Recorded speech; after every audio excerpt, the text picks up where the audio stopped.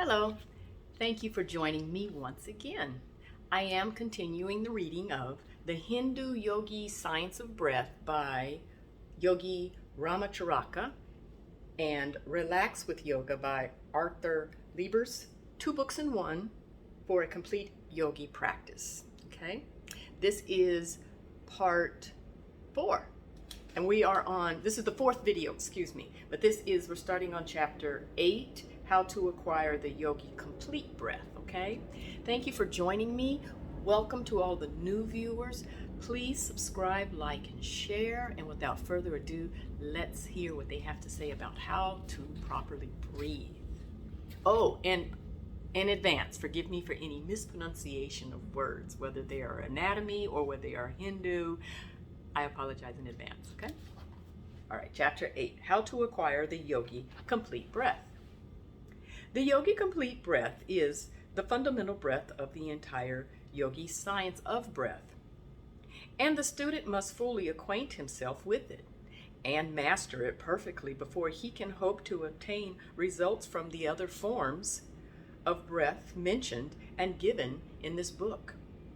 He should not be content with half learning it, but should go to work in earnest until it becomes his natural method of breathing. This will require work, time, and patience. But without these things, nothing is ever accomplished. There is no royal road to the science of breath, and the student must be prepared to practice and study in earnest if he expects to receive results. The results obtained by a complete mastery of the science of breath are great, and no one who has attained them would willingly go back to the old methods. He will tell his friends that he considers himself amply repaid for all his work. We say these things now that you may fully understand the necessity and importance of mastering this fundamental method of yogi breathing, instead of passing it by and trying some of the attractive looking variations given later on in the book. Again, we say to you, start right and right results will follow. But neglect your foundation and your entire building will topple over sooner or later. Perhaps the better way to teach you how to develop the yogi complete breath would be to give you simple directions regarding the breath itself, and then follow up the same with general remarks concerning it, and then later on giving exercises for developing the chest, muscles, and lungs, which have been allowed to remain in an undeveloped condition by imperfect methods of breathing. Right here, we wish to say that this complete breath is not a forced or abnormal thing, but on the contrary, is a going back to first principles, a return to nature. The healthy adult tribesmen and other healthy infant of civilization both breathe in this manner. But civilized man has adopted unnatural methods of breathing, clothing, and etc., and has lost his birthright.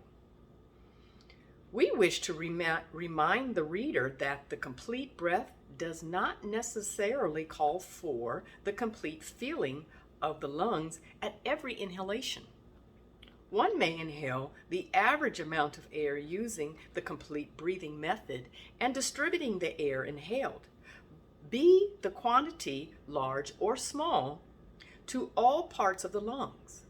But one should inhale a series of full complete breaths several times a day, whenever opportunity offers, in order to keep the system in good order and condition. The following simple exercise will give you a clear idea of what the complete breath is. Number 1, stand or sit erect, breathing through the nostrils. Inhale steadily, first filling the lower part of the lungs which is accomplished by bringing into play the diaphragm, which descending exerts a gentle pressure on the abdominal organs, pushing forward the front walls of the abdomen. Then feel the middle part of the lungs, pushing out the lower ribs, breastbone, and chest. Then feel the higher portion of the lungs protruding the upper chest, thus lifting the chest, including the upper 6 or 7 pairs of ribs. In the final movement, the lower part of the abdomen will be slightly drawn in, which movement gives the lungs a support and also helps to fill the highest part of the lungs. At first reading it, may appear that this breath consists of 3 distinct movements. This, however, is not the correct idea. The inhalation is continuous. The entire chest cavity form, from the lower diaphragm to the highest point of the chest in the region of the collarbone, being expanded with a uniform movement. Avoid a jerky series of inhalations and strive to attain a steady, continuous action. Practice will soon overcome the tendency to divide the inhalation into 3 movements and will result in a uniform, continuous breath. You will be able to complete the inhalation in of seconds after a little practice. Number 2, retain the breath a few seconds. Number 3, exhale quite slowly, holding the chest in a firm position and having the abdomen in a little and lifting it upward slowly as the air leaves the lungs. When the air is entirely exhaled, relax the chest and abdomen. A little practice will render this part of the exercise easy, and the movement, once acquired, will be afterwards performed almost automatically. It will be seen that by this method of breathing, all parts of the respiratory apparatus is brought into action, and all parts of the lungs, including the most remote air cells, are exercised. The chest cavity is expanded in all directions. You will also notice that the complete breath is really a combination of low, mid, and high breaths, succeeding each other rapidly in the order given, in such a manner as to form one uniform, continuous, complete breath. You will find it quite a help to you if you will practice this breath before a large mirror, placing the hands lightly over the abdomen so that you may feel the movements. At the end of the inhalation, it is well to occasionally slightly elevate the shoulders, thus raising the collarbone and allowing the air to pass freely into the small upper lobes of the right lung, which place is sometimes the breeding place of tuberculosis. At the beginning of practice, you may have more or less trouble in acquiring the complete breath, but a little practice will make perfect, and when you have once acquired it, you will never willingly return to the old methods. Now they do have down here at the bottom a www.chakrahealingsounds.com. Okay? Chapter 9. Physiological effects of the complete breath. Scarcely too much can be said of the advantages attending the practice of the complete breath, and yet the student who has carefully read the foregoing pages should scarcely need to have pointed out to him such advantages. The practice of the complete breath will make any man or woman immune to consumption and other pulmonary troubles, and will do away with all the liabilities and contract colds, as well as bronchial and similar weaknesses. Consumption is due principally to lower vitality attributable to an insufficient amount of air being inhaled. The impairment of vitality renders the system open to attacks from disease germs. Imperfect breathing allows a considerable part of the lungs to remain inactive, and such portions offer an inviting field for bacilli, which invading the weakness tissues can produce havoc. Good healthy lung tissue will resist the germs. And the only way to have good healthy lung tissues is to use the lungs properly. Consumptives are consumptives are nearly all narrow-chested. What does this mean? Simply that these people were addicted to improper habits of breathing, and consequently their chest failed to develop and expand. The person who practices the complete breath will have a full broad chest.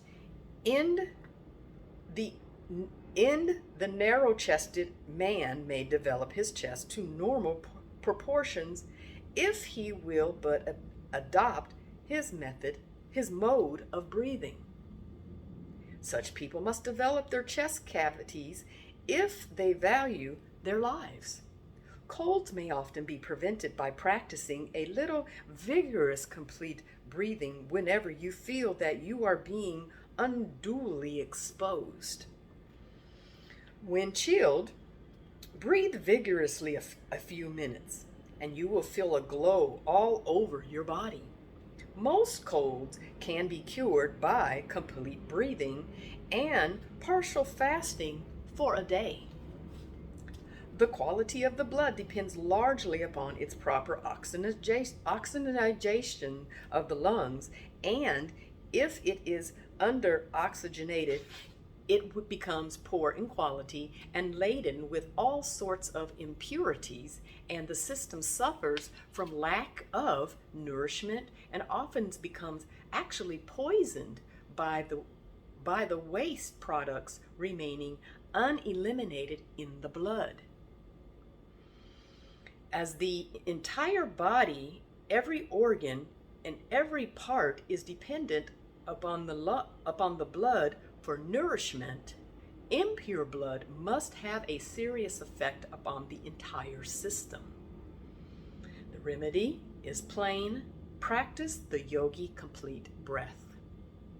The stomach and other organs of nutrition suffer much from improper breathing.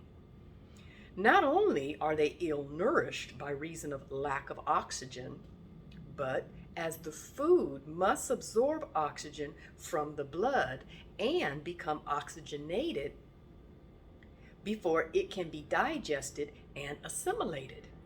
It is readily seen how digestion and assimilation is impaired by incorrect breathing. And when assimilation is not normal, and when assimilation is not normal, the system receives less and less nourishment. The appetite fails, bodily vigors decreases, and energy diminishes, and the man withers and declines, all from the lack of proper breathing. Even the nervous system suffers from improper breathing, inasmuch as the brain, the spinal cord, the nerve centers, and the nerves themselves, when improperly nourished by means of the blood, become poor and inefficient instruments for generating, storing, and transmitting the nerve currents. And improperly nourished, they will become insufficient oxygen is not absorbed through the lungs. Let me reread that again. And improperly nourished, they will become if insufficient oxygen is not absorbed through the lungs. There is another aspect of the cause whereby the nerve currents themselves, or rather the force from which the nerve current springs, becomes lessened from want of proper breathing, but this belongs to another phase of the subject which is treated in other chapters of this book. And our purpose here is to direct your attention to the fact that the mechanisms of the nervous system is rendered inefficient as an instrument for conveying nerve force as the indirect results of a lack of proper breathing. The effect of the reproductive organs upon the general health is too well known to be discussed at length here. But we may be permitted to say that with the reproductive organs in a weakened condition, the entire system feels the reflex action and suffers sympathetically. The complete breath produces a rhythm which is nature's own plan for keeping this important part of the system in normal condition, and from the first, it will be noticed that the reproductive functions are strengthened and vitalized. Thus, the sympathetic reflex action giving tone to the whole system. By this, we do not mean that the lower sex impulses will be aroused. Far from it. The yogis are advocates for continence and chastity. Continence and chastity, and have learned to control the animal passions. But sexual controls does not mean sexual weakness. The yogi teachings are that the man or woman whose reproductive orgasm is normal and healthy will have a stronger will with which to control himself or herself. The yogi believes that much of the perversion of this wonderful part of the system comes from a lack of normal health and results from a morbid rather than a normal condition of these organs. A little careful consideration of this question will prove that the yogi teachers are right.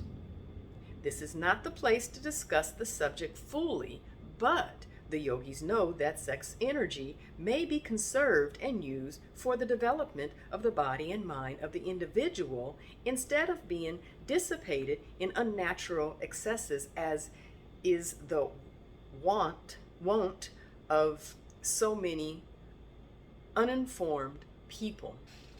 By special request, we will give in this book one of the favorite yogi exercises for this purpose. But whether or not the student wishes to adopt the yogi theories of continence and clean living, he or she will find that the complete breath will do more to restore health to this part of the system than anything else ever tried. Remember, now we mean normal health, not undue development. The sensualist will find that normal means a lessening of desire rather than an increase. The weakened man or woman will find a toning up and a relief from the weakness which has heretofore depressed him or her. We do not wish to be misunderstood or misquoted on this subject. The yogi's ideal is a body strong in all its parts under the control of a masterful and developed will, animated by high ideals. In the practice of the complete breath, during inhalation, the diaphragm contracts and exerts a gentle pressure upon the liver, stomach, and other organs, which in connection with the rhythm of the lungs acts as a gentle massage of the organs and stimulates their actions and encourages normal functioning. Each inhalation aids in this internal exercise and assists in causing a normal circulation to the organs of nutrition and elimination. In high or mid breathing, the organs lose the benefit accruing from this internal massage. The Western world is paying much attention to the physical culture just now, which is a good thing. But in their enthusiasm, they must not forget that the exercise of the external muscles is not everything. The internal organs also need exercise. And nature's plan for this exercise is proper breathing. The diaphragm is nature's principal instrument for this internal exercise. Its motion vibrates the important organs of nutrition and elimination and massages and kneads them at each inhalation and exhalation, forcing blood into them and then squeezing it out and imparting a general tone to the organs. Any organ or part of the body which is not exercised generally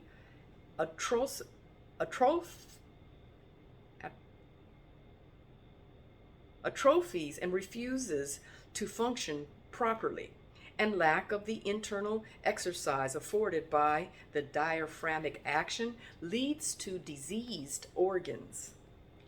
The complete breath gives the proper motion to the diaphragm as well as exercising the middle and upper chest. It is indeed complete in its action. From the standpoint of Western philosophy alone, without reference to the Oriental philosophies and science, this yogi system of complete breath is of vital importance to every man, woman, and child who wishes to acquire health and keep it.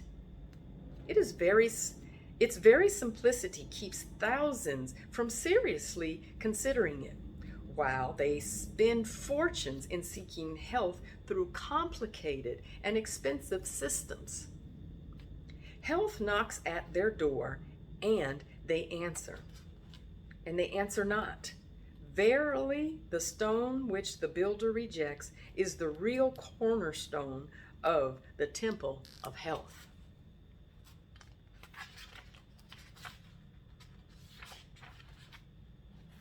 Chapter 10. A few bits of yogi lore. We give you below 3 forms of breath, quite popular among the yogis. The first is the well-known yogi cleansing breath, to which is attributed much of the great lung endurance found among the yogis. They usually finish up a breathing exercise with the cleansing breath, and we have followed this plan in this book. We also give the yogi nerve vitalization exercise, which has been handed down among them for ages, and which has never been improved on by Western teachers of physical culture, although some of them have borrowed it from teachers of yoga. We also give the yogi vocal breath, which accounts largely for the melodious, vibrant voices of the better class of the Oriental yogis. We feel that if this book contained nothing more than these 3 exercises, it would be invaluable to the Western student. Take these exercises as a gift from your Eastern brothers and put them into practice. The yogi cleansing breath. The yogis have a favorite form of breathing which they practice when they feel the necessity of ventilating and cleansing the lungs. They conclude many of their other breathing exercises with this breath, and we have followed this practice in this book. This cleansing breath ventilates and cleanses the lungs, stimulates the cells, and gives a general tone to the respiratory organs and is conducive to their general healthy condition. Besides this effect, it is found to greatly refresh the entire system. Speakers, singers, etc.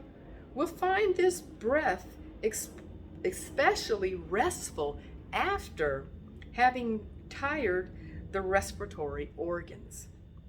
Number 1, inhale a complete breath.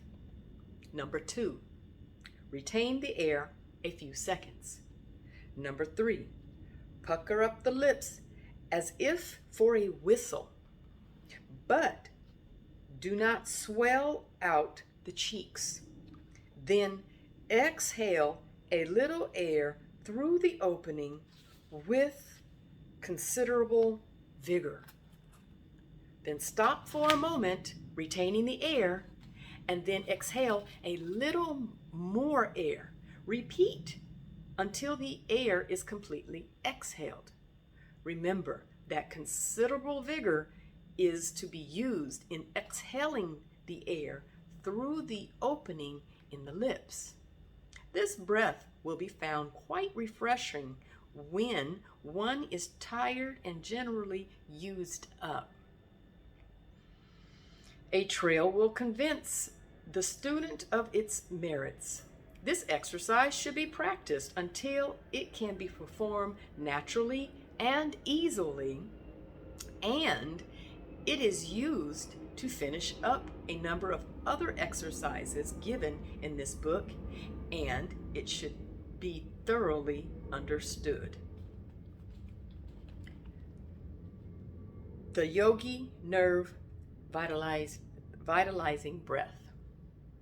This is an exercise well known to the yogis, who consider it one of the strongest nerve stimulants and invigorants known to man. Its purpose is to stimulate the nervous system, develop nerve force, energy, and vitality. This exercise brings a stimulating pressure to bear on important nerve centers, which in turn stimulates and energizes the entire nervous system and send an increased flow of nerve force to all parts of the body. Number 1, stand erect. Number 2, inhale a complete breath and retain same. Number 3, extend the arms straight in front of you, letting them be somewhat limp and relaxed, with only sufficient nerve force to hold them out. Number 4, slowly draw the hands back towards the shoulders and gradually contracting the muscles and putting force into them so that when they reach the shoulders, the fist will be so tightly clenched that a tumultuous motion is felt. Number 5, then keeping the muscles tense, push the fist slowly out and then draw them back rapidly, still tense, several times. Number 6, exhale vigorously through the mouth. Number 7, practice the cleansing breath. The efficiency of this exercise depends greatly upon the speed of the drawing back of the fist and the tensing of the muscles, and of course upon the full lungs. This exercise must be tried to be appreciated.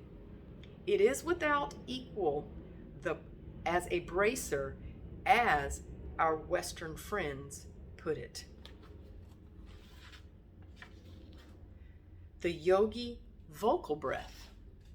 The yogis have a form of breathing to develop the voice. They are noted for their wonderful voices, which are strong, smooth, and clear, and have a wonderful trumpet-like carrying power. They have practiced this particular form of breathing exercise, which has resulted in rendering their voices soft, beautiful, and flexible, imparting to it that indescribable, particular floating quality, combined with great power. The exercise given below will in time impart the above mentioned qualities, or the yogi voice, to the student who practices it faithfully. It is to be understood, of course, that this form of breath is to be used only as an occasional exercise and not as a regular form of breathing. Number 1, inhale a complete breath very slowly but steadily through the nostrils, taking as much time as possible in the inhalation. Number 2, retain for a few seconds. Number 3, expel the air vigorously in one great breath through wide open mouth. Number 4, rest the lungs by the cleansing breath. Without going deeply into the yogi theories of sound production in speaking and singing, we wish to say that experience has taught them that the timbre quality and power of a voice depends not alone upon the vocal organs in the throat, but that the facial muscles, etc., have much to do with the matter. Some men with large chests produce but a poor tone, while others with a comparatively small chest produce tones of amazing strength and quality. Here is an interesting experiment worth trying. Stand before a glass and pucker up your mouth and whistle. And note the shape of your mouth and the general expression of your face. Then sing or speak as you do naturally and see the difference. Then start to whistle again for a few seconds, and then, without changing the position of your lips or face, sing a few notes and notice what a vibrant, resonant, clear, and beautiful tone is produced. Okay, I'm going to stop right there. When we pick back up, we'll be on chapter 11, page 44, and I've been reading the Hindu Yogi Science of Breath by Yogi Ramacharaka, and Relax with Yoga by Arthur Liebers. It's 2 books in one for a complete yoga practice. I did get this book off of Amazon. It was fairly inexpensive, and I simply got it because I felt the information was important, and I'm reading it because I feel it's important enough to share it.